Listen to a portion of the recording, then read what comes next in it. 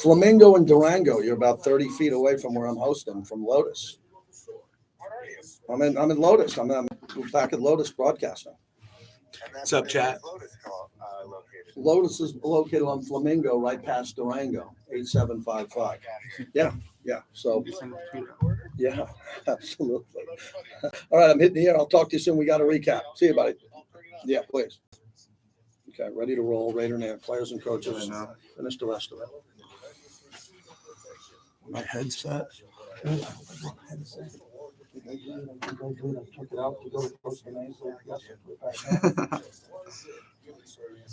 All right, so the Getsy bites are on the play. He's good. So let's do maybe 3 or 4 Getsy bites. Let's break it. All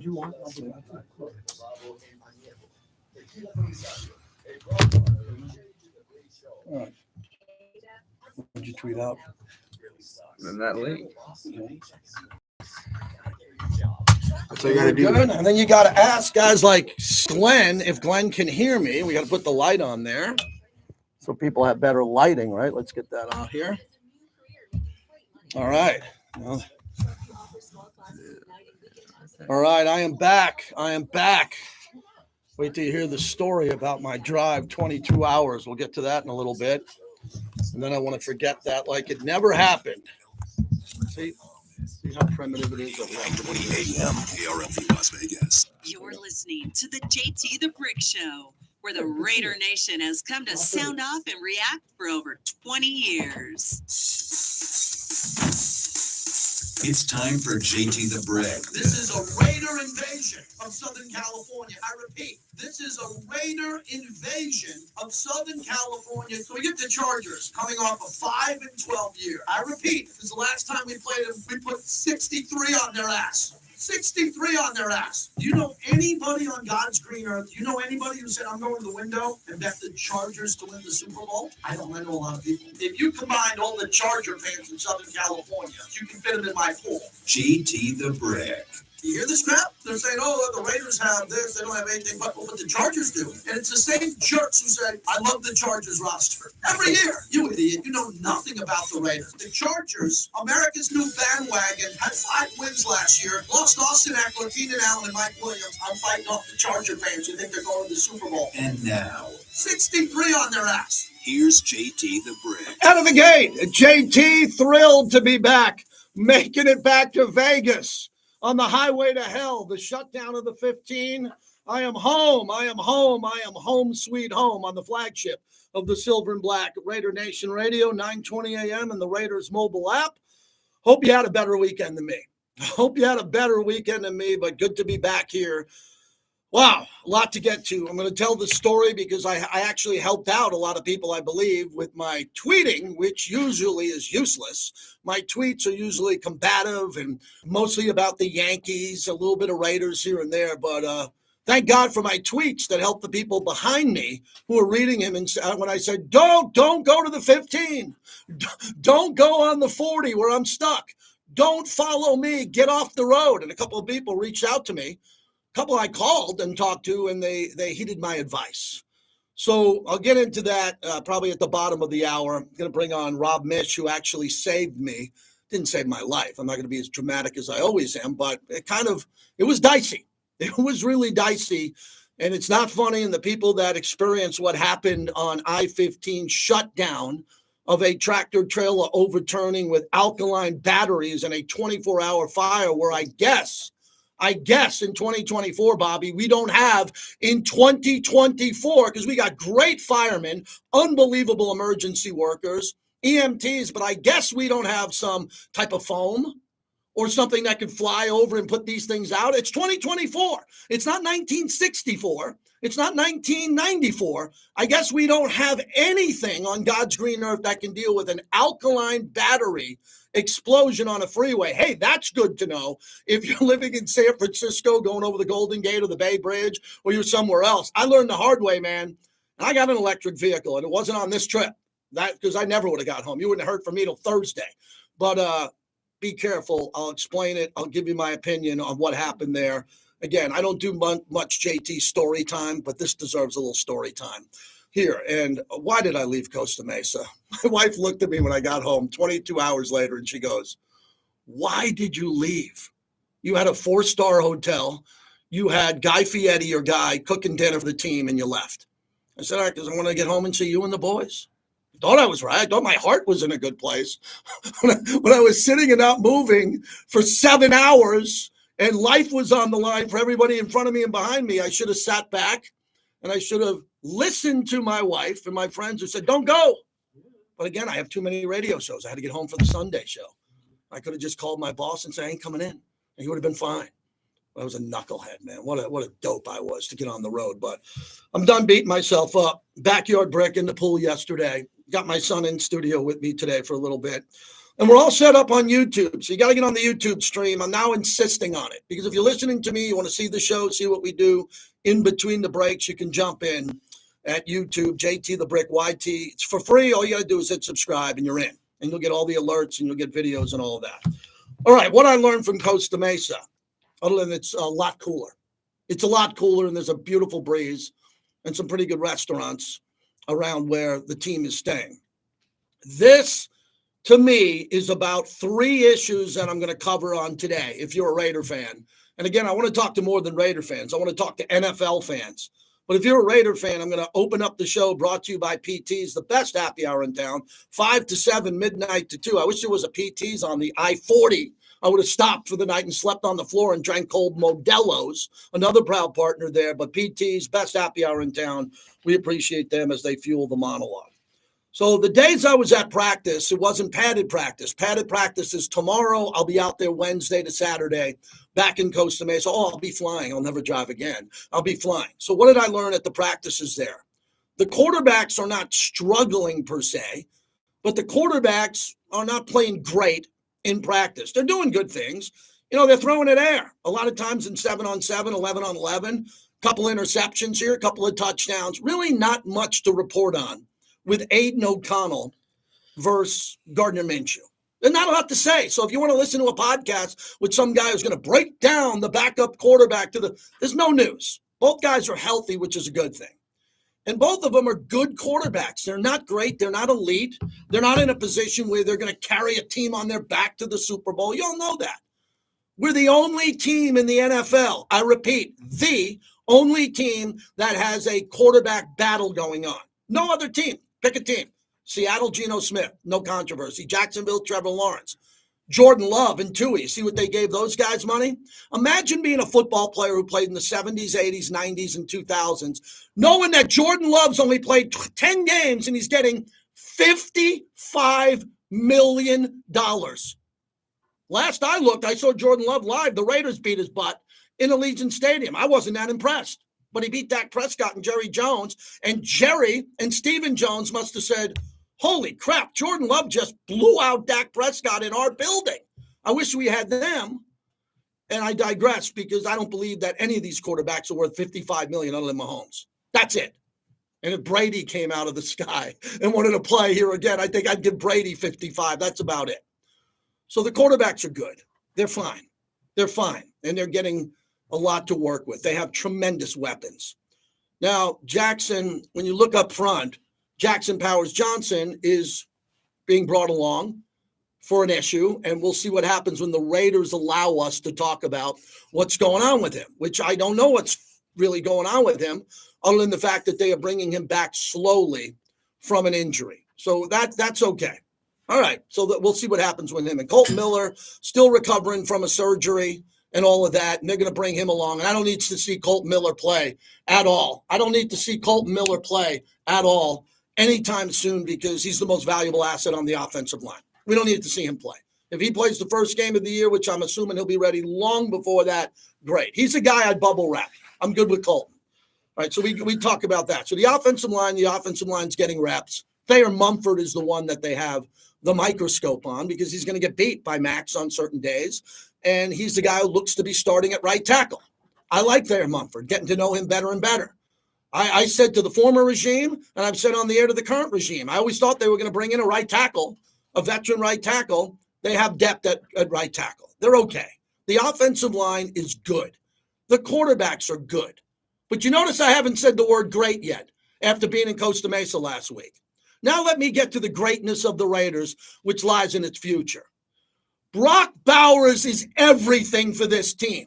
I put out a tweet earlier, and if you saw in my timeline, it hasn't stopped. Like, my phone's on fire on how many receptions Brock Bowers will have this upcoming year. I put that out. It's got over 55,000 views and over 600 actual comments. So everybody's saying 62, 75, 54, this. Whoever wins, and there's going to be multiple winners, I'm going to get you Raider prizes.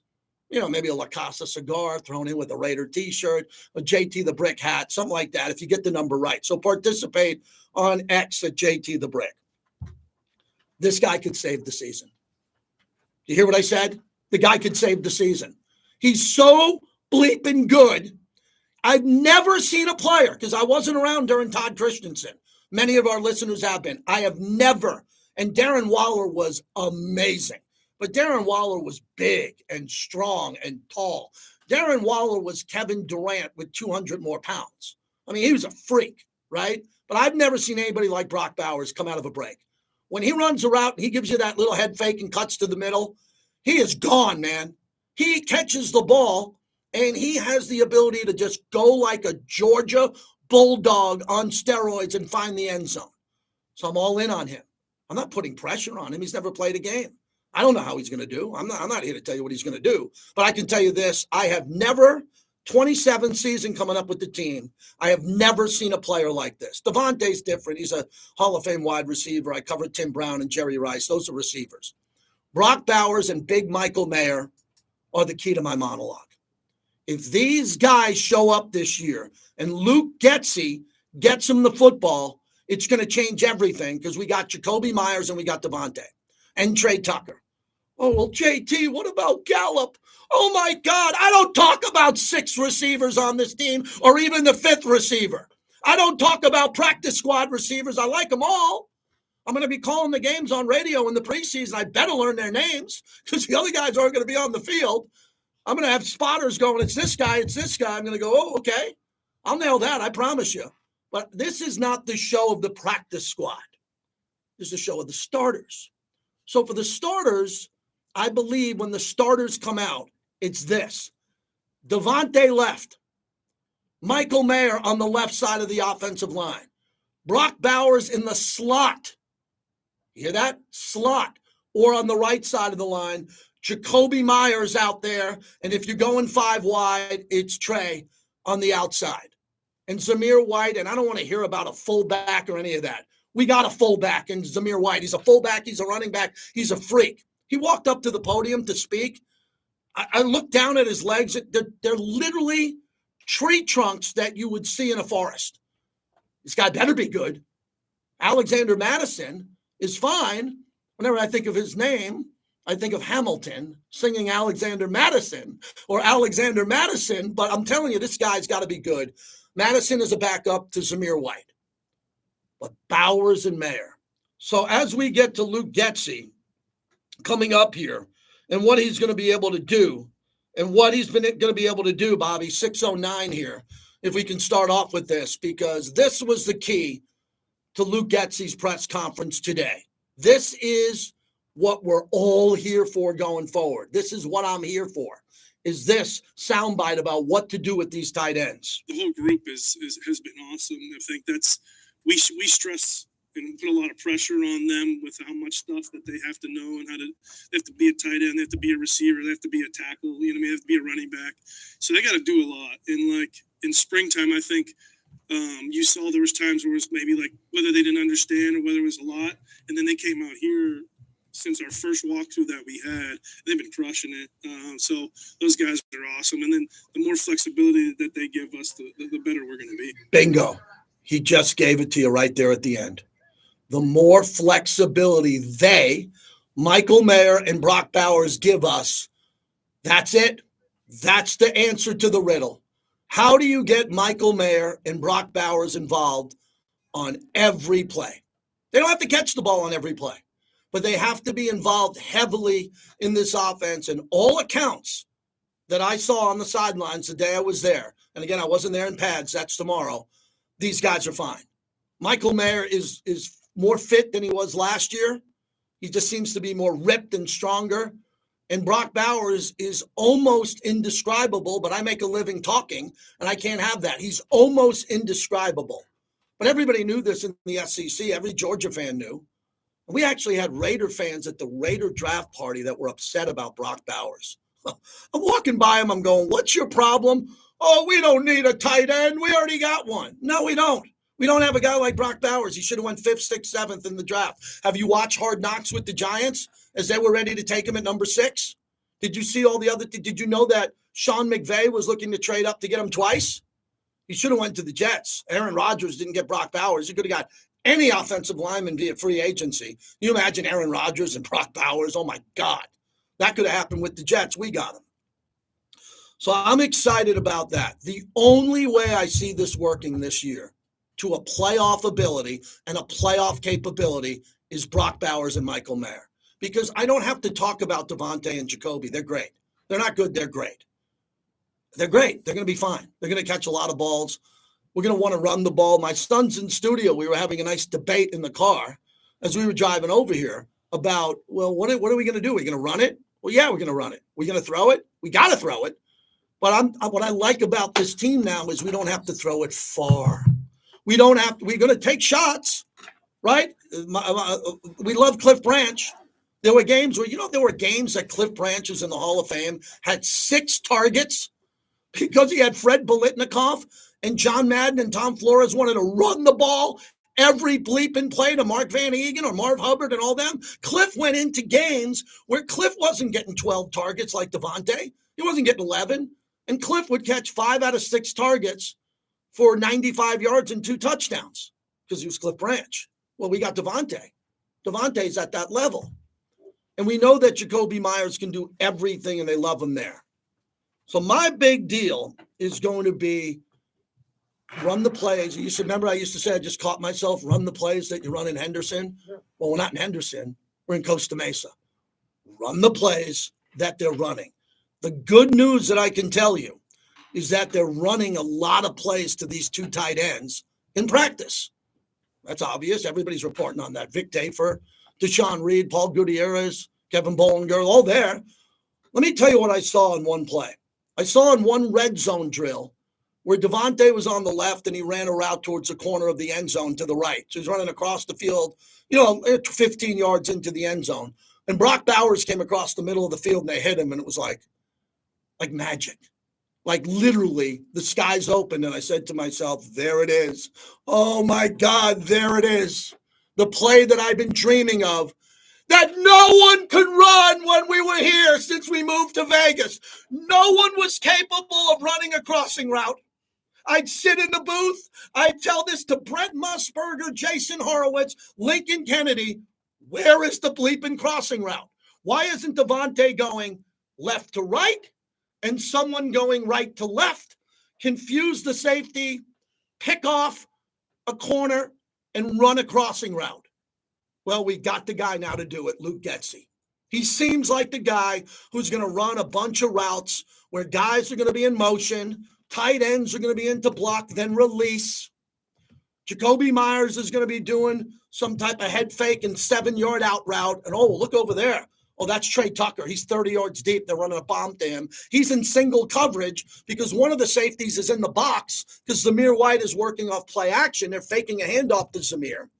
And Trey's going deep. And all of a sudden, a couple of guys are open. Now, here's the problem potentially. Can these quarterbacks get the ball out productively, quickly, without turning it over? I don't know. I hope they can. I know that Aiden O'Connell is a pocket passer, needs a clean pocket, got a big arm, can make beautiful throws anywhere on the field. And I know Gardner Minshew, if some guy gets loose and comes around the edge, he can duck under that guy, make a miss, roll out to the right, and hit the great Brock Bowers coming back to the ball for 6 yards and a first down. Why was I, when I was in L.A., Costa Mesa last week, how come everybody who's on the payroll for the Chargers and the media, every year the Chargers do this? This is fact. This is not a lie. This is not me exaggerating. The Chargers send their little donut caravan with their stuffed animals, the Spanos family goes, go to Fox lot. Go up to the host on Fox. Go give them a prize. Go give them a dinner. Go tell them that we're great every bleeping year. And I'm the only guy back here and say, no, it's all fake. It's fake news. But no, I was just there. Everybody's talking about Harbaugh. They wouldn't even put us on the news. They put us a little bit on the news. They're putting Jim Harbaugh on the news because he talks about the start of the season being like a baby being warm coming out of a womb. I'm like, that's kind of weird. That's really weirdo stuff. But I got him on the news. I got no problem with the Rams. Ram fans are really happy about this team. With Buka and the receivers that they have coming back, they're really good. Rams are really good. We play the Rams this year in L.A. We play the Chargers week 1 in L.A. And the Raider Nation is about to be unleashed in that market because the Raider Nation is going to be unleashed in Southern California. They have to be because every Raider fan owes that to Antonio Pierce. You owe it to him. He's from Compton. He's from there. He's reaching out to the fans, not at this camp because there are rules, Bobby. Ooh, there are rules. I call it the JT the Brick memo. That's what I was talking to a high executive in football who said, man, you guys aren't going to talk a lot about being down there. I said, I just follow the rules. That's why I've been lucky to be here this long. Follow the rules. And we have been able to do a couple of things. In regards to the puppet, a lot of people ask me about the Kermit the Frog, Mahomes puppet. Some knucklehead Raider fan, and I'm sure he's a good guy. Some fan threw a puppet on the field to a rookie player, didn't get it, picked it up, smiled about it, made a joke. Not a good look. Not a good look. We're not talking about it much because it wasn't like Antonio Pierce had the morning meeting as everybody was in the morning meeting and said, hey, you in the back row, you, I don't know your name, you're a rookie. I want you to bring a puppet that mocks Mahomes and make fun of Mahomes. That never happened. Raiders don't do that. But Raiders aren't scared. Raiders aren't scared saying, oh, my God, did we make Mahomes erupt? Is Mahomes upset? So there will be no puppetry on the show. This is the show that doesn't talk puppets because there's no need to talk puppets. I never liked puppets as a kid. I didn't have puppets or toys like that as a kid. So for all you puppeteers out there that want to do puppeteer gate, I'm not going to participate in all of that. Olympics. Let me get to the Olympics. Oh, my God, did Team USA basketball look great. Kevin Durant was 8 for 8, and LeBron was 6 for 6 at one point in that game. Kevin Durant was absolutely amazing in this game. This is a guy we didn't know would play in the Olympics. He was injured as they were working out here in Vegas. Durant came out as good as he's ever been. Screen, there you go. Okay, so finding Durant, fading, Durant. Kevin Durant, owning in the first half. NBC Olympic Radio on the call. I will say this because I want to talk to more people than Raider fans, obviously. I want to grow my audience. If you don't think this Olympics right now with LeBron James, it's not guaranteed they're going to win, but they just showed the MVP odds. He's going to win the MVP if they win. This is another thing Michael Jordan couldn't do, not even consider doing ever at 39, 40 years old. Forget, you'd sound ridiculously stupid if you debated me on that topic. Don't. You will not get on the radio if you think that Jordan could do what LeBron is doing now. So when it comes down 10 years from now, when everybody's sitting around a campfire going, who is better, Jordan or LeBron? I'd like to be at that campfire. I'd go on for 10 minutes how LeBron James is storming to pass Michael Jordan right now. And he hasn't even played with his son yet. Oh, my God. Wait till you see his young boy, Bronny, play with him throwing an alley-oop. That's Michael Jordan's oldest son is dating Scottie Pippen's ex-wife. Oh, that looks real good, huh? That's going to help the LeBron debate. Are you watching the Olympics or not? Everybody's all these theories about, they depicted the Last Supper, they did this or that. We're not doing that either on the show. I'm not taking the Olympics. Bobby just said thank you. We're not taking the Olympics and turning it into politics. Okay? And when I was stuck on the road for 22 hours, I listened to Howard Stern for 21 hours. I did. I didn't listen to any politics because I was in a dicey situation and I didn't want this world of politics, what we'll live into at this moment, to get my pulse rate going any higher because it was high at one point. So, yes, thanks to everybody who said welcome back. Good to have you back, JT. It wasn't a life and death situation, but it was for some other people. It was, and I'll tell you about that and how the Las Vegas media failed covering this story. And how do I know that? I got a reporter in studio filming the show today because they're going to do a segment on me tonight on how I got through the 15 highway to hell. The highway to hell. I guess my tweets finally made a difference. My son's cracking up. My son's always saying, Dad, your tweets, man, what are you tweeting about? Well, finally, my tweets kind of helped a few people along the way. So I am very grateful. My wife said, tweet out gratitude. And I go, I can't do that. My listeners will know I don't mean it. And she goes, no, tweet out gratitude. And I tweeted out gratitude. And I'm very grateful to be back here in Las Vegas. I'm going to give you the full story next. And then we'll get back into Raiders and all of that. Wednesday, I'm flying back to Costa Mesa for an extended stay. And then I'm going back the following week for an extended stay. And I just want to say this, Bobby, because we got to give a little catch up. The DeCastroverde Law Group, Alex and Orlando DeCastroverde, proud partners of our show. I try to mention them as much as possible because Orlando and Alex DeCastroverde, if you get into an accident or injured, and I just came out of some really bizarre environment in my car, you got to have injury attorneys that specialize in issues like I just went through, and they will fight for you. 702-222-9999. Alex and Orlando DeCastroverde, proud partner of me being out in Costa Mesa with our in-depth team coverage of Raiders training camp. So that's what I got today. No guest. Maybe one later in the show. Got to get these phones going. They've been tremendous. Oh, and today's Ghost to the Post Day. Yeah. Oh, my God. I couldn't believe that. We're counting down the top 10 Raider games of all time. And at the top of next hour, how about this game? Ghost to the Post. Oh, my God. Wait till you hear about the story behind the scenes and the sounds of Ghost to the Post. Previously on Unnecessary Roughness. Travis Wingfield, Dolphins.com is with us. Now What this is can where you you tell gotta us about switch Mr. up with Book? the Is chat. You're going to get a guy that is absolutely dedicated to the craft in every sense of the word. His entire day, his entire routine. is built Chat, around being a better tell us football what's up. player. They consummate Is there anything we need to professionals, switch? have the skills that have only gotten better because Any of his updates you guys craft. need? I can't say enough good things about Chris Wilkins. The Raiders got an absolute star. Don't miss Unnecessary Roughness. If you're new here, please hit the like button and the subscribe button. It'd mean a lot. Gaming is the official and exclusive local casino partner talking to of the the chat. Las Vegas Raiders and Allegiant Stadium. Bring your friends, have some fun, but always bet on black. Appreciate you, Glenn. Casinos across the valley. Don't let the game get out of hand. Please bet responsibly. This is Raider Nation highway to Radio, help you, 920 I'm AM, gonna the point you home for a while, of man. Raider Nation. When life speeds up, Canes has you covered. This school year, choose Raising Canes as your after-school destination with hand-batted, cooked-to-order chicken fingers, crinkle-cut fries, fresh coleslaw, the buttery Texas toast, and their craveable cane sauce, the best sauce. When life speeds up, order What's online up, at guys? RaisinCanes.com. Yeah, so for the Brock Bowers, go look on his Twitter. He's doing this giveaway, so we're gonna know after the season, but go on his Twitter. We'll see it up. Personal injury What's law up, what's up, has been what's the up? same for a long time. We've had enough. Welcome to Sam and Ash, the new standard for personal injury law. We got the where chain. things are Come done on. the right way. Because you deserve a team that delivers real support. We're popping chat. and Come on. results. When you have both, your whole world can change.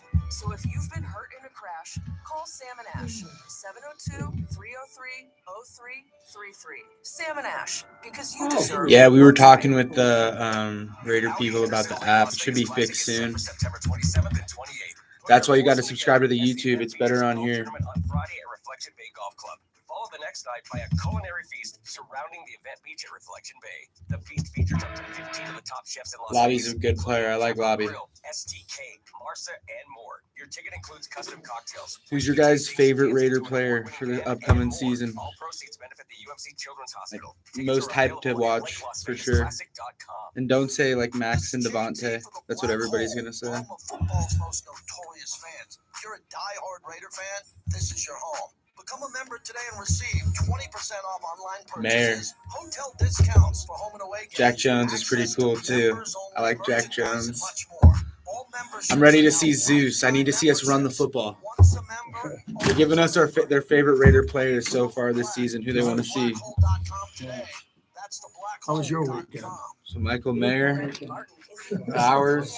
I want to see us run the football, guys. Celebrate with Remy Martin Cognac, XO, VSOP, and 1738. Remy Martin, team up for excellence.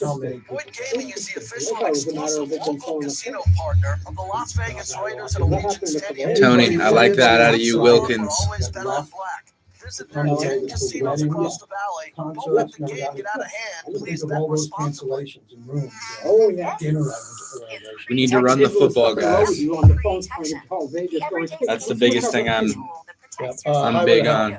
Play action pass, running the football. Everybody, if you're new here, please like, subscribe. Prevention is the best protection.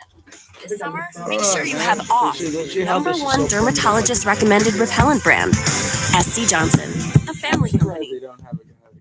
Hi, I'm Rob, owner of Desert Springs Pools. You may not know this, but we've been around since 1994, and we've built over 10,000 pools right here in Las Vegas. At Desert Springs Pools, we pride ourselves on excellent customer service, and the majority of our work is done in-house, which means you get the best pool at the best price.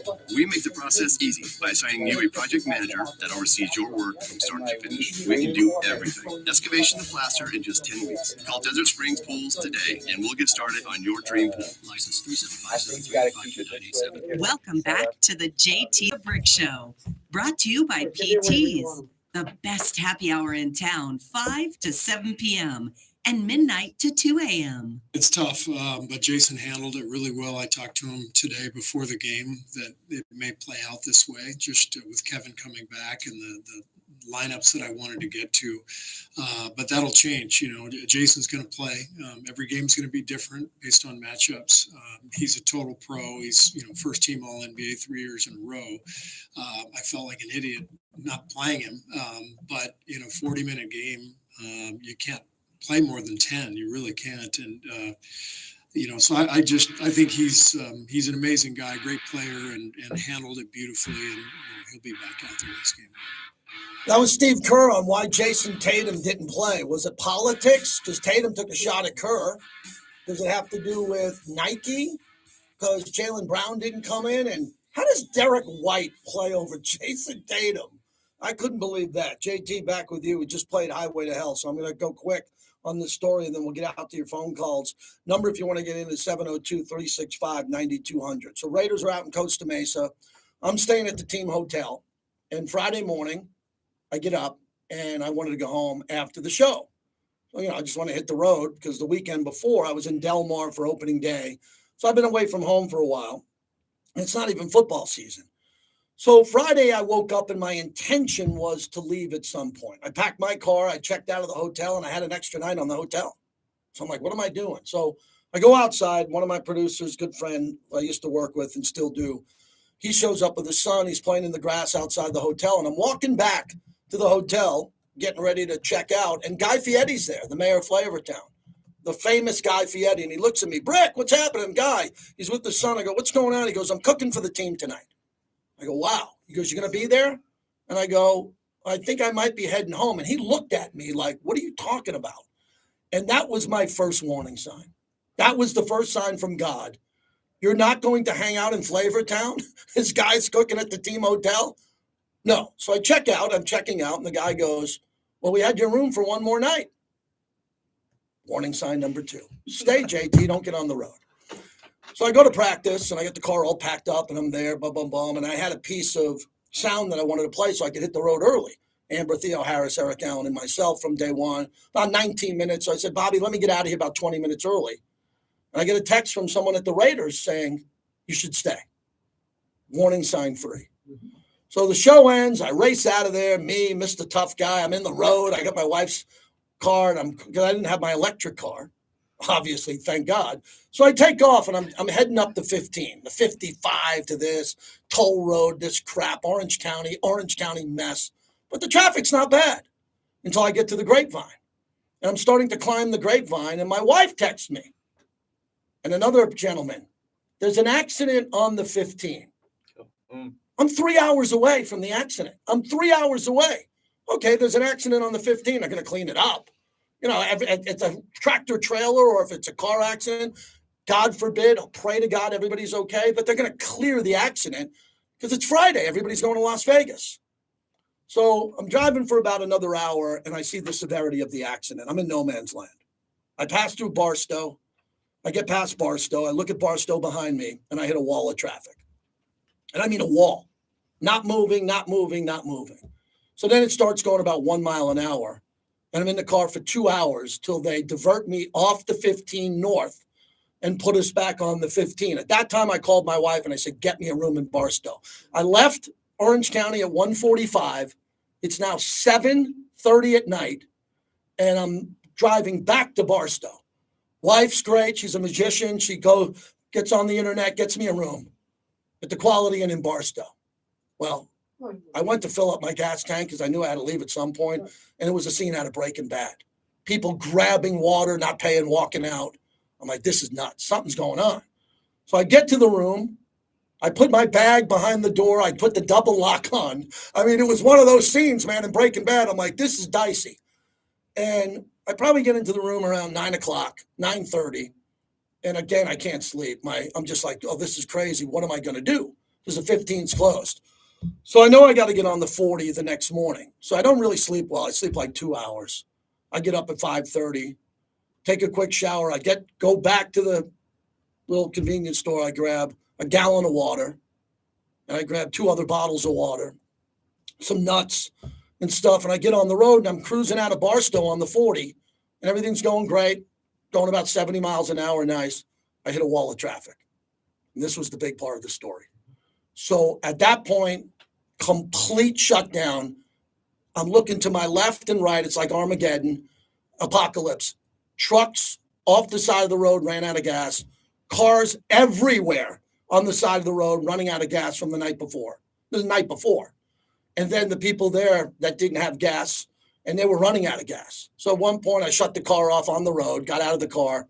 There was 20, 30 people on the road, people walking their pets, kids. And I looked behind me. I couldn't back up. I looked in front of me. I couldn't go to the left. There was a ravine, nowhere to go. 3 hours. 3 hours, and now the temperature's rising. And I'm looking at my phone, and I'm looking at our major news outlets here in Vegas. It's a Vegas story. It's no longer a California story. It's a Vegas story. No one can get to Vegas. You got steaks and cold produce and people driving to go to weddings and to go to Don Felder's concert, to whatever it was. And I'm like, I'm not going to get out of here. I mean, seriously, I'm not going to get out of here.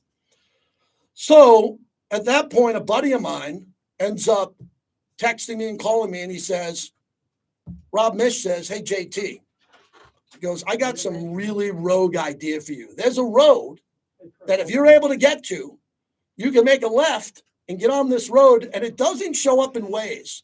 And Waze was awful, too. Waze should have said the 15 was closed. They were awful. Waze, you suck. You were terrible. Waze did no one any favors. So I end up looking at this text, and I still had an hour to get to this exit. I finally got to this exit, and I made a left, man, and I'm driving, I think, through Joshua Tree or whatever it is. And there were no trucks allowed on that road. So there were a bunch of cars, but not many. And I'm driving through for about an hour, making lefts and rights. And I mean, you want to talk about no man's land? Every part of this country has a no man's land, right? There's an area in upstate New York or Michigan where there's no one in sight. This is the real no man's land.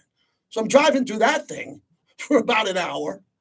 And then I get back onto the 15 above the accident, thank God. And then I pull into Vegas past the M Resort Spa and Casino, our proud partner. And there's a sign, the 15's closed for paving. I said, you got to be kidding me. 22 hours on the road. You know the scene in The Wizard of Oz when Dorothy sees the Emerald City? I finally see the city of Vegas. And the 15, Bobby, is closed for paving. And it was just beautiful at that point. Then I get off, go this way, headed out to the mean streets of Summerlin, and made it home. Rob Mish, I thank you as he joins us. That text message, they had me going to Kingman, maybe New Mexico to get home. I want to thank you, my brother, for sending me that text and getting me home. How are you? JT, man, I'm glad it helps. I hope someone else maybe got wind of it. I was sending it out on Twitter or X, and my God, that just sounds like just such a hellish situation. And like you just said, to top it all off, if you finally got through that hellhole, you come into Vegas. I don't know if you got a wedding to go to or what you're doing, but if you're staying on the Strip and you meet that sign where I-15 North is closed, you got to be thinking you are lost in the worst dream ever. Rob, I didn't know that there was no way to get back to Vegas other than the I-40. And as I was telling you, as you were texting me, the media wasn't telling everybody how bad the I-40 was. Once the 15 was closed, it was just closed. No one in Vegas was paying attention to the thousands upon thousands of vehicles on the 40 that needed assistance. I mean, I'm talking there could have been life-threatening assistance, the elderly, no water and all that. And I'm looking down on Twitter of all of our local media here. And then finally I texted Johnny Katz and he got back to me and got an editor on from the Review Journal, and they were interviewing me in the car, and it was getting some good information out to people not to go on the 40 because the 40 wasn't moving. But you know, the fun part of this story was, how the hell did you know this side road? How did you know this from your journalistic days covering minor league baseball, sports? How did you know that road existed? Well, the great thing, JT, I moved here in October '02, and very quickly I made friends with a group of people who are my kind of tight circle in Vegas to this day. One of those people was Big Al. Just an infamous, great dude. His name is Big Al, and I met him at the bar at 9, back when that was a fun place. The Johnny O'Donnell bar. Yeah, the Johnny J.O.D. bar. Wow. First met J.O.D. there, and it was just happenstance where I was visiting. I think I was going back to Palm Springs for a fraternity golf deal from my San Diego State days, and Big Al, on a napkin, he gave me the back route to Palm Springs. Of course, you go the way you came, you just reverse it, and then across 40 South, you go to 29 Palms and it drops you off in Palm Springs. And so I still have that napkin from Big Al's directions. I keep it in the glove compartment, and if I need it for emergency, I go to it. And if I ever go to Palm Springs, it's just it's a pleasant drive. As you know, you go through Joshua Tree National Forest, you see different stuff, and it's, you know, if there's no traffic, it's a real pleasant route. That was my fear, is that you were going to hit gridlock on Kel Baker. Yeah, if Kel Baker there was. So the key was Kel Baker Road off the 40. You got me on that road. And again, it was 22 hours for me door to door with about 2 hours sleep. And the people that were there, it was 20 hours with them not getting a hotel room, sleeping on the side of the road. But, you know, I think more people need to know about that Kel Baker Road, and more people need to understand that there's no way to get to Vegas, man, if the 15's closed. And people are asking me, I got idiots saying, why didn't you fly? We know why I didn't fly. I needed my car. I was doing some other things out there. Of course, I'm flying 90% of the time.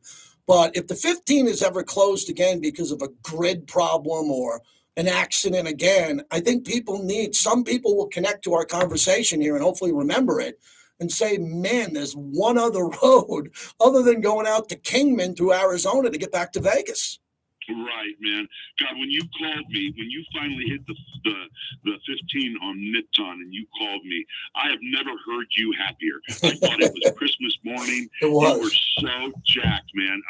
But people need to know Kel Baker. And the thing is, for that exotic, weird accident to occur right there also, that is just the worst spot on the 15 if you can conjure up a place to have such a you nailed it. If you have an accident on the 15 between Barstow and Baker, you just can't go anywhere until you get to one exit. So there's no way of, and that, you know, people are talking about the new rail service and all this.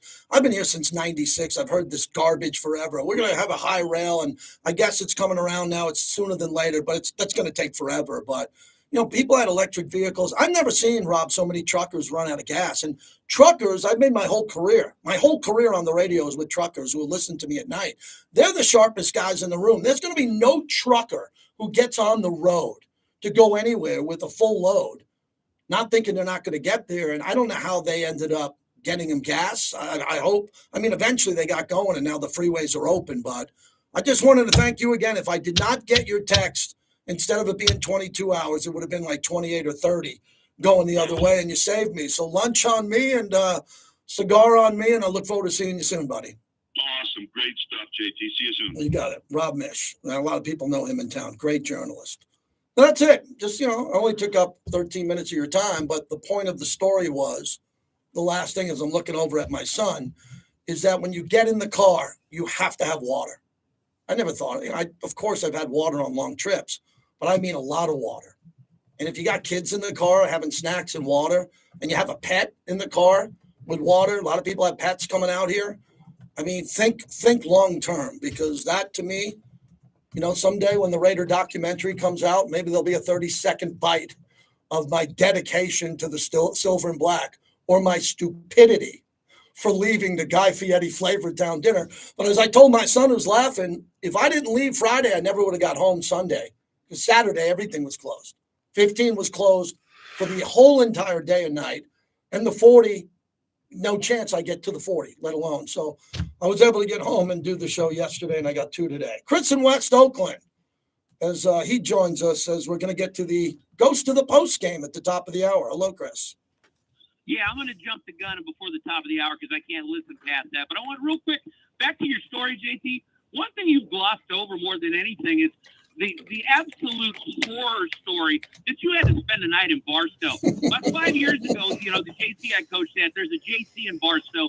We got roped into a tournament somehow. I had to spend 2 days there. If I was you, knowing what I know about Barstow, I might have driven all the way back to Southern California rather than spend the night in Barstow. The only place worse than Barstow is probably Needles, but I'm just glad you made it home safe, and hopefully you never have to go through something like that again. Real quick about the Olympics. As I said before, I think this team, they'll be the favorites in every game they play and should win it all. But having watched Steve Kerr the last few years, I just question some of his substitution patterns, some of his stubbornness. I cannot listen. If Kevin Durant's not in the starting lineup in the next game, that means Kerr is just ultra stubborn. Jason Tatum, I mean, come on. You're starting Jrue Holiday and playing Derek White, the fourth and fifth best players. Jason Tatum is the best player on the world champion. The second best player or equal to him isn't on the team, probably because of some diggy took a Nicky, which shows you it's more about politics than basketball, Jaylen Brown. But again, going back to Kerr, why is Joel Embiid? I've never seen a guy more fat, slow, out of shape, and indifferent. Anthony Davis and Bam Adebayo look so much more active and better, especially with all the offensive players around Embiid, who's used to getting the ball and the ball just sticking. It's just not a good fit. And I wonder if Steve Kerr's stubbornness, and I've seen this with the Warriors, isn't going to cost them a game somewhere down the line. I hope not. Let me get to the Raiders now real quick. Look, we've talked before, JT, about our different criteria. Although the goes to the post is a legitimate, great NFL, all-time NFL game. I've got them a little bit higher off this, but my number 6 pick is the season opener 1976 against the Steelers. And again, for a regular season game, especially an opener, it has to have extra special extenuating circumstances. This was an all-time great Steeler defense Raider team. Raiders had just lost 2 years in a row in the AFC Championship game. Pittsburgh comes into Oakland, and they're up 28-14 with 4.5 minutes left, and it was a Snake Stabler special, 17 points in the last 4 minutes. It set the tone for the season. It gave the Raiders the inside track to the home field advantage, and again, it showed the Steelers that, hey, we can beat you guys. I know it was a season opener, but I believe that game was so important in Raider history, as well as a legitimate great game. It deserves to be in the top 10 of Raider games of all time. There's only a handful of games, a season opener, you can go back in any team that was better than this one. So that's my number 6 pick, JT, the season opener, 1976, 31-28. I'll never forget the field was in the old east-west configuration because the A's were still playing baseball. Watching Snake on gimpy knees, bootleg to the left and tie the game, and then winning it with a field goal about 40 seconds later because Bradshaw threw an interception to Willie Hall, the linebacker. So that's my number 5. Thanks, Chris. Glad your horrid weekend trip's over, my brother. And by the way, your son's looking good. And as I've said, we're getting old, man. I remember when he was a little kid in the parking lot. My oldest just turned 34 last week. So, hey, I'm glad to see you in there, Junior. Trim that beard. You look like you're 30, my friend. Later. Yeah, he's getting up there, man. It's good. He's in here today helping me figure out this live stream we're doing on YouTube. JT the Brick YT. So Chris has his own list, Bobby. Our list isn't satisfactory enough for Chris, which I'm laughing at because Chris is a diehard Raider fan, and he has a good list. And we couldn't include every one of your teams in the top 10, but we're at Ghost to the Post.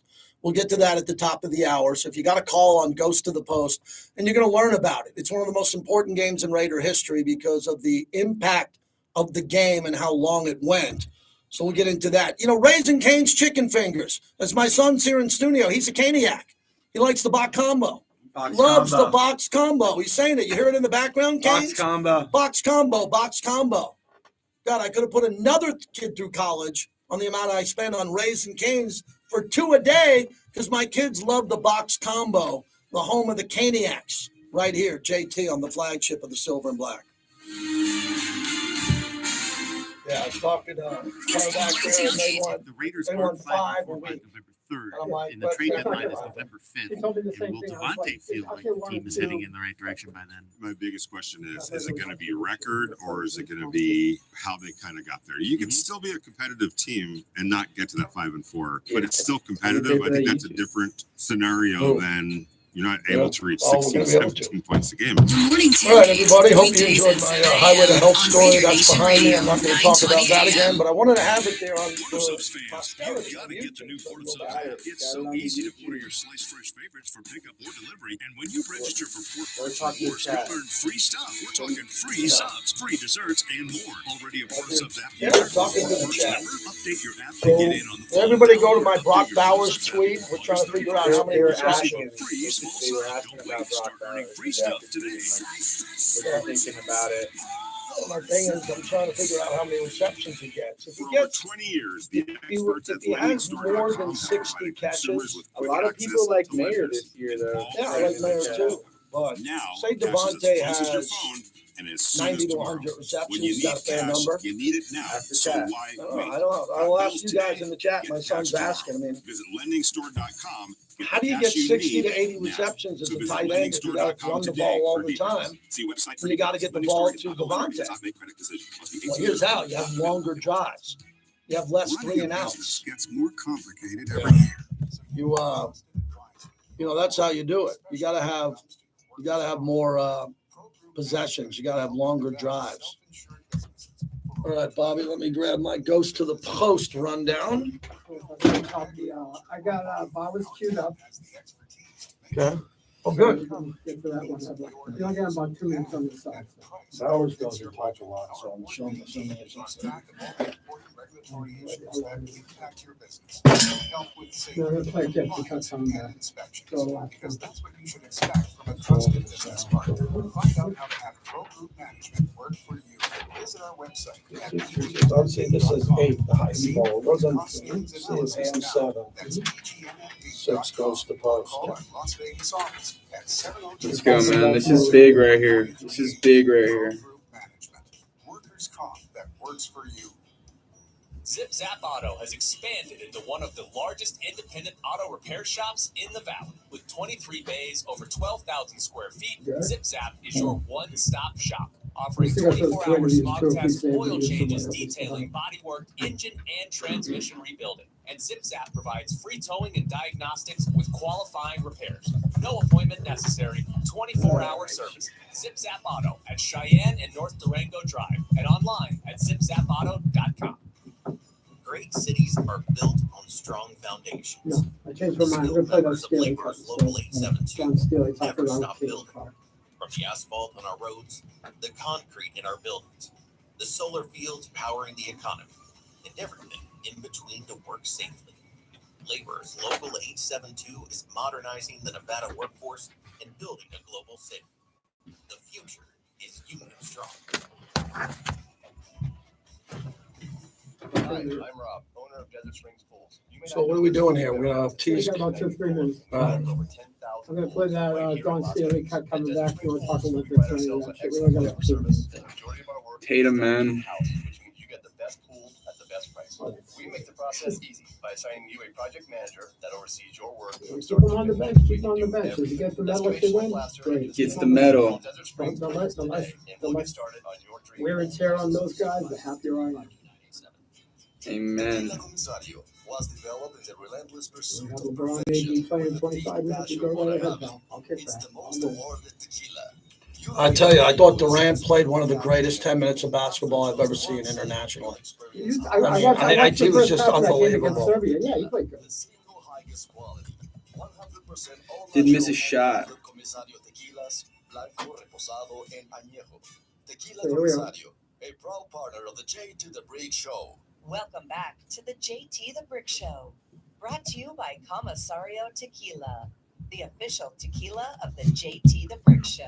As a committee member, you're charged with putting together the best team of players, the best talent. Caitlin is just a rookie in the WNBA, wasn't playing bad, but wasn't playing like she's playing now. If we had to do it all over again, the way that she's playing, she would be in really high consideration of making the team because she is playing head and shoulders above a lot of people, shooting the ball extremely well. I mean, she is an elite passer. She's just got a great basketball IQ, and she's a little more seasoned in the pro game. In a couple of months. Yeah, in a couple of months than she was 2 months ago.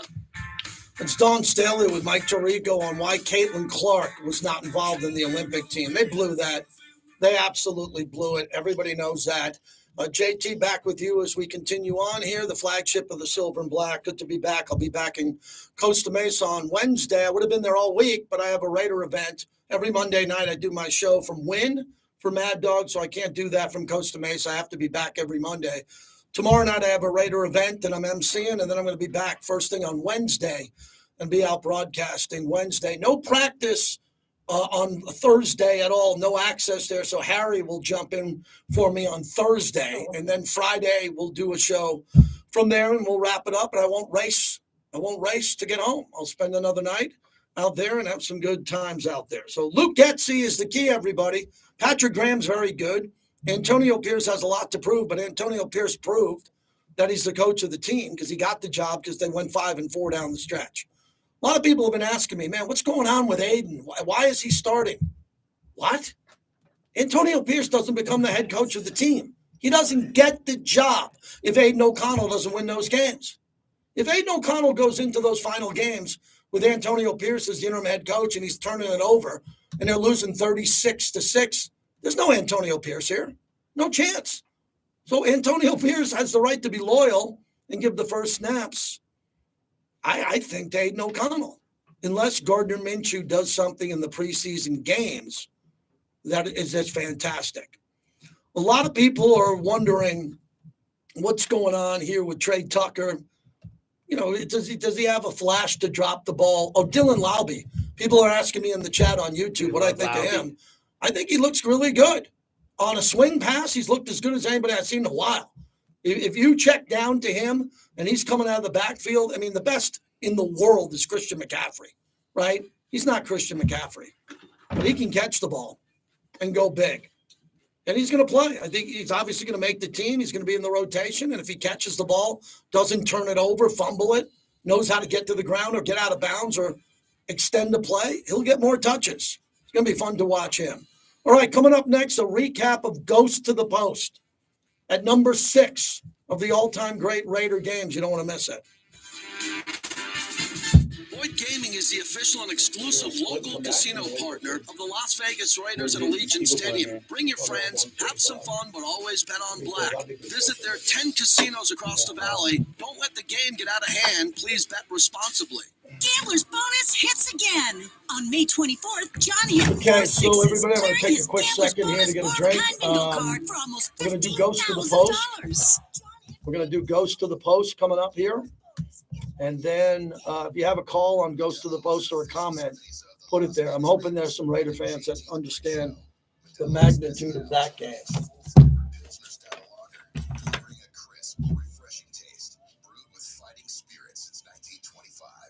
I watched the House of Dragons today. I'm up to date on my dragons. Man, there's a lot of dragons out there now flying around, man. There's no joke. All on Daenerys' side? Yeah. Did you watch it? Rhaenyra? Did you watch it? Yeah, I watched it. You're all on Rhaenyra's side. I cannot believe that Tua got the contract he got in Jordan Love. I can't believe it. 2 leagues less than Jordan Love. What do you think about that? I don't think both of them are worth anywhere near $50 million a year. Well, they got 55. So what is Dak Prescott worth? 65? If Dak Prescott can't beat Jordan Love in a playoff game at home, he doesn't deserve 65. Does he deserve more than 55? I wouldn't give him. If another team, if the Raiders want to give Dak Prescott 50, I have no problem Jordan with that. Love But if got I'm Dallas, I don't keep giving Dak $55 million to not win playoff games. So At that point, you got to Who stop. are you going to get? You develop a new young quarterback. You draft one, or you go get one. Where do you go get one at? Who do you want? They have Trey Lance as their backup in Cooper Rush. Trey Lance looks awful in camp. Oh, Trey Lance? Yeah, he looks terrible.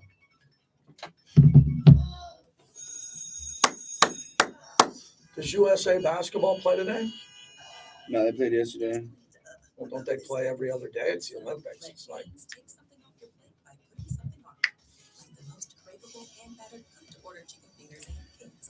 Yeah, the quarterback money.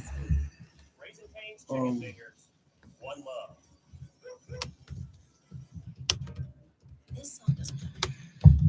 Okay, let's see what chat says, man. Like, so are you only doing these hour streams? I'm going to go a little bit longer today. I'm going to take the stream out for another 20 minutes with Ghost to the Post. Hours. Huh? What's that? You don't like it? Tour love in the chat. Okay. What length do you like in these streams? I like the first hour, but you can go a little longer. Yeah, we'll go a little longer. Count on some clips.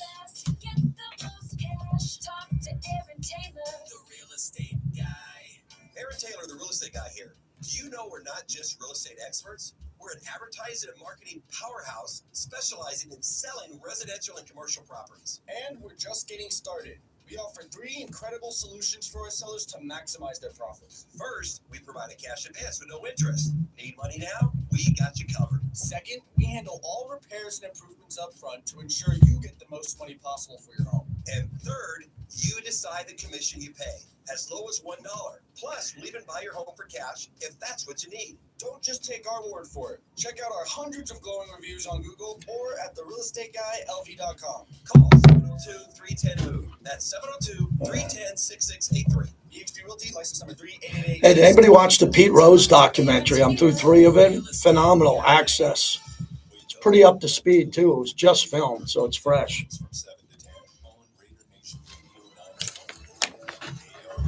Welcome back to the JT the Brick Show, brought to you by Modelo Especial, the new #1 beer in the U.S.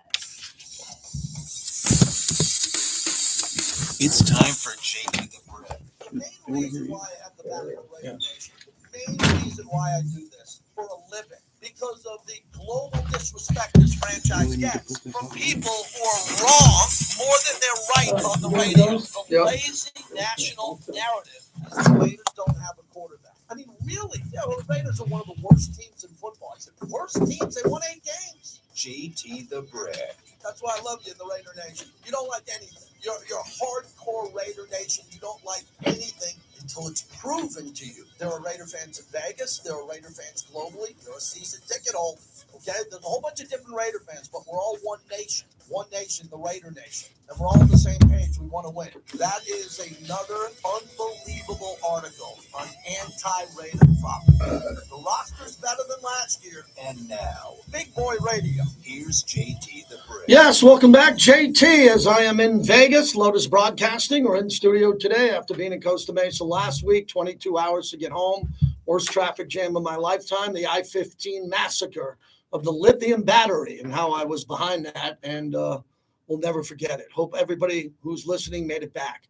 If there are people, and I know people are reaching out to me, if you made it back from there, it was dicey, it was scary for a lot of people, and wow, don't want to ever see anything like that again. It's our summer series. We're counting down the greatest games of all time. We'll get to that momentarily. The Olympic Games are underway. Luke Getsy spoke today. I'm going to play more of that sound. Also, Brock Bowers spoke. We have that. So Brock is speaking. I'm hoping to speak to him at camp. Again, they were nice. Who did we speak to? We had Andre James, Trayvon Merrick, Abdullah came on with us. So we've had 3 guests already. I'll be back there on Wednesday, and we'll get another guest then on Friday, I'm assuming. Raiders have been great since we've been down there doing that. And the other thing that I want to mention, baseball, the Yankees took 2 out of 3 from Bobby's Red Sox when it could have been a Red Sox sweep.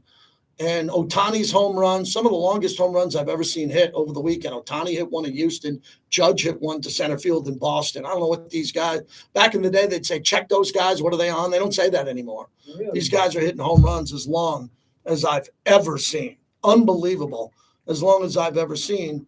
And other than that, we're just waiting for the start of camp. I'll be doing the play-by-play again with Eric Allen and Lincoln Kennedy on the radio. Jason Horowitz will have the TV covered with Rich Gannon and Matt Millen, and we're excited. Let's get to our top 10 games, our series here, our summer series we're very proud of as we move on. We now present the Raiders' top 10 games of all time. And the Raiders have won the Super Bowl championship. They are the world champs. The history of the Raiders. He is going to get inside the 5, touchdown. The games that helped make the Raiders one of the most recognized franchises in NFL history. Just win, baby. The Raiders' top 10 games of all time begins now. Number 6. All right, number 6 here. I thought it was going to be somewhere in the top 5. We have it right out of the top 5. You could have put it in the top 5, just like Sea of Hands and all the games. December 24th, Christmas Eve, 1977, Ghost to the Post. Widely considered one of the most important games in NFL history because of a game, the significance of overtime in the NFL. The Raiders and then the Baltimore Colts collided, and what would go down in history as one of the most exciting and memorable games in professional football in the AFC divisional playoff game at Memorial Stadium in Baltimore. The Raiders and the Colts slugged it out for nearly 4 hours. The contest would be decided in double overtime and would be forever remembered for one critical play, the Ghost to the Post. The 1977 Raiders finished with a regular season record of 11-3, and they were defending their Super Bowl title and claiming the AFC wildcard berth. The Colts finished 10-4 and were riding the crest of their 3rd straight AFC Eastern Division title. It was the Snake going up against the great Burt Jones, Lydell Mitchell, Mark Van Egan, Cliff Branch. The names just come out one after the next. Some of the greatest players of all time played in this game, including our great friend Fred Biletnikoff. And what this game was about was a contest of physicality that went back and forth, with both teams making great plays throughout this game. And Burt Jones at times looked to be the better player at times in this game, and then the Snake came back and outplayed him. Morris Bradshaw was in this game, and he fielded a 44-yard punt and a great play by Morris in this game. Ray Guy and his great punts, putting it back. We started to learn more about the coffin corner. Jeff Barnes, great friend, linebacker, and his tackle for losses in this game. And as I look at the breakdown of this entire game and what it meant, there were too many plays to name. There just was too many. But late in the game, history was about to be written. Quote, we have a pass called 91 in. The 2 outside receivers ran in patterns, and on the tight end would run a post, which was kind of a clean out, Coach Madden recalled.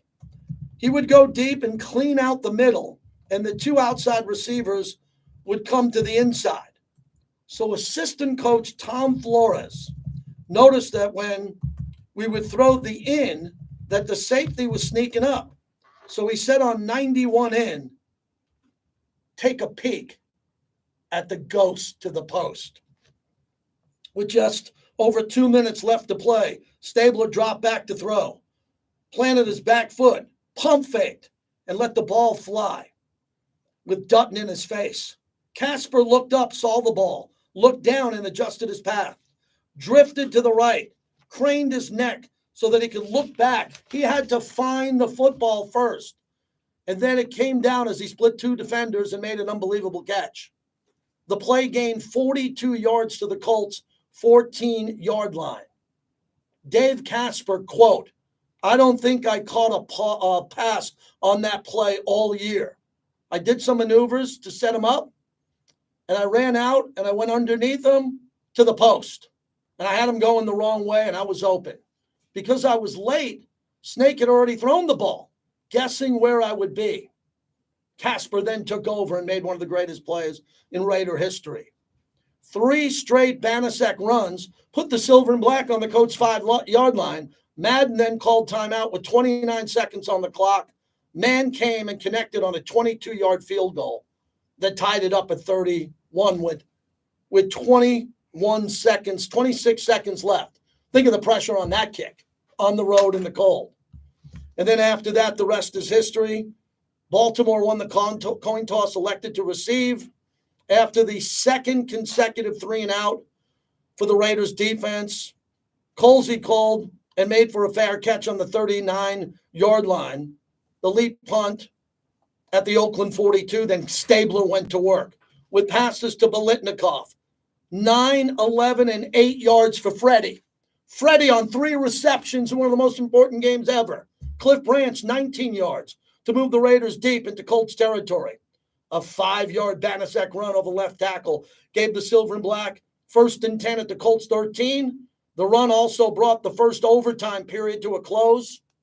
At the start of the second overtime, Banasek bowled his way for 3 yards, and Stabler dropped back to throw for the 42nd time on the day and tossed a 10-yard touchdown pass to Casper to give the Raiders a 37-31 double overtime victory over Baltimore in the 1977 AFC Divisional Playoffs. The game took 3 hours and 50 minutes to complete.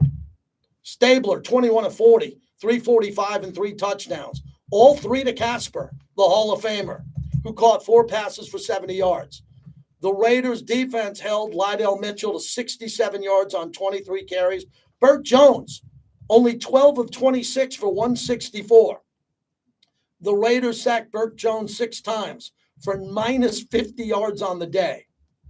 With the victory, the Raiders advanced to the AFC Championship game against the Denver Broncos and added another phrase to sports lexicon: ghost to the post.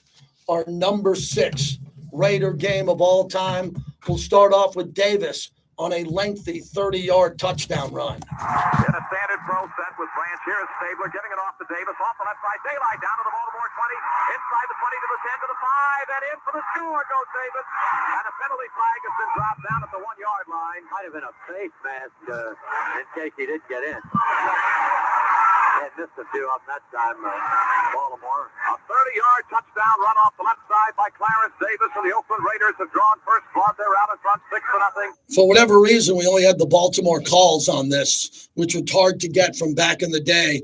Stabler with this great play to Casper for a touchdown, making it 14-10. Second down and about 7 for the Oakland Raiders at the Baltimore Colts 9-yard line. Split backfield.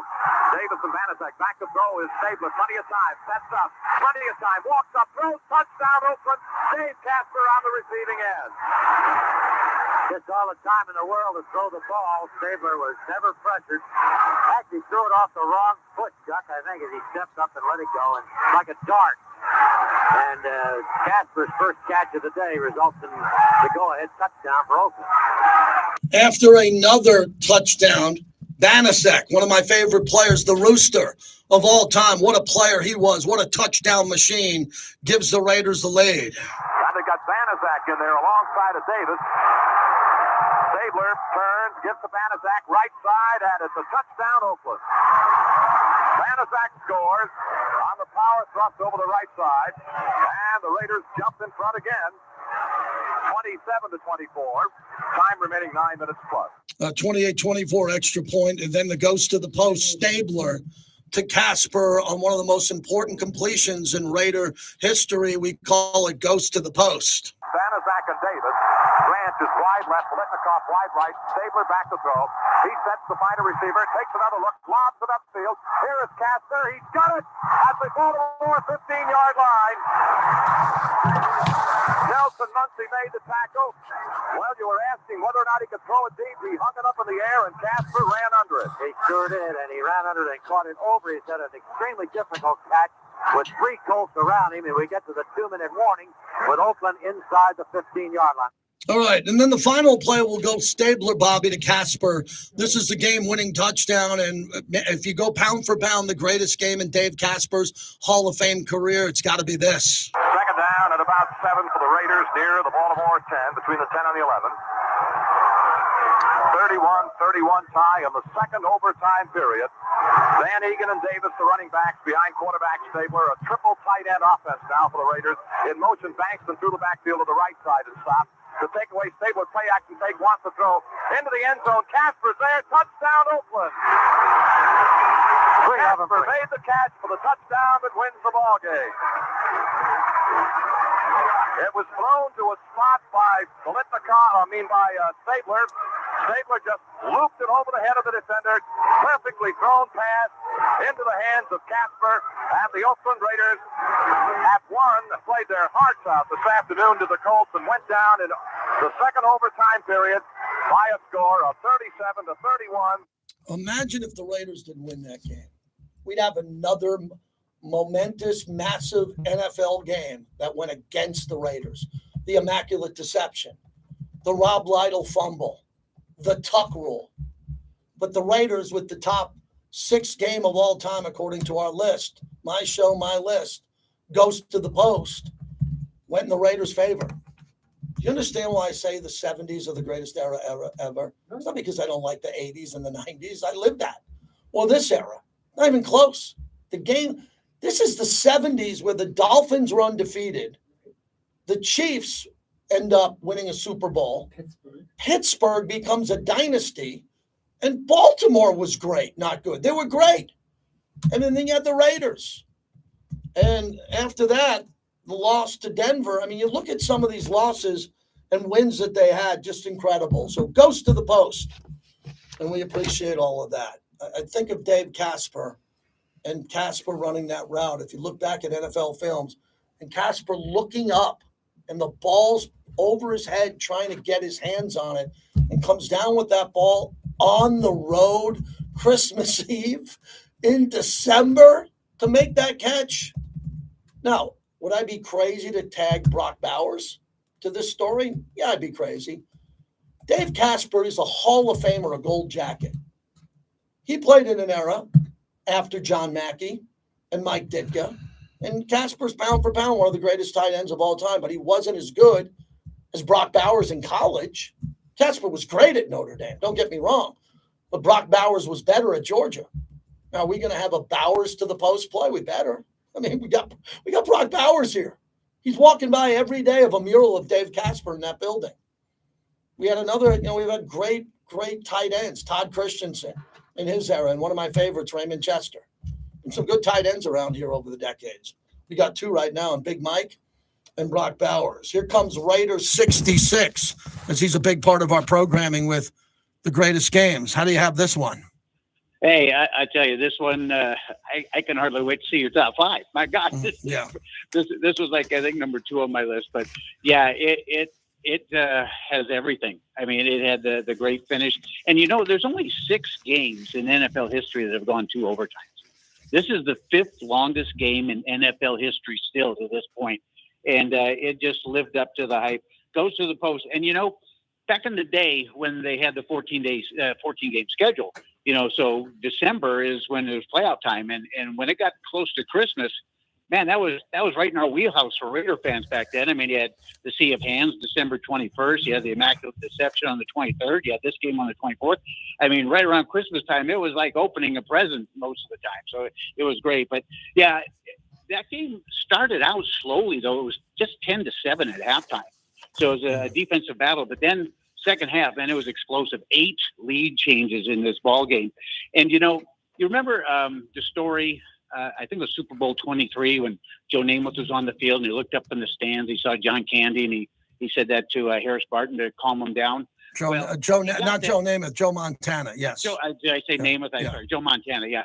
Yeah, he got that from Stabler because about 11 years earlier in this game, it was about just under 3 minutes to go, and Madden's going crazy. You know, he's flailing his arms and everything like that. They're waiting for the ball to get the ball back, and Stabler looks up in the crowd and he says to Johnny, he goes, "Wow, the fans are certainly getting their money's worth today, aren't they?" You know, to calm John Madden down a little bit. And that play, if you remember it, yeah, as you mentioned, Casper's looking over his left shoulder and has to alter his route and catches the ball. But if you've ever worn a football helmet, and tried looking straight up, that's a hard thing to do. But Casper, when he was a kid, he played a lot of outfield, he said, in baseball. So he just did that. He just put his head down, ran to a spot, looked up, and that's where he caught the ball. So, it's a fascination of two sports coming together. But that game was amazing. And the weird stat line of Casper is he had, as you mentioned, 4 catches, 3 touchdowns, 70 yards. The only non-touchdown was that iconic catch to set up the tying field goal.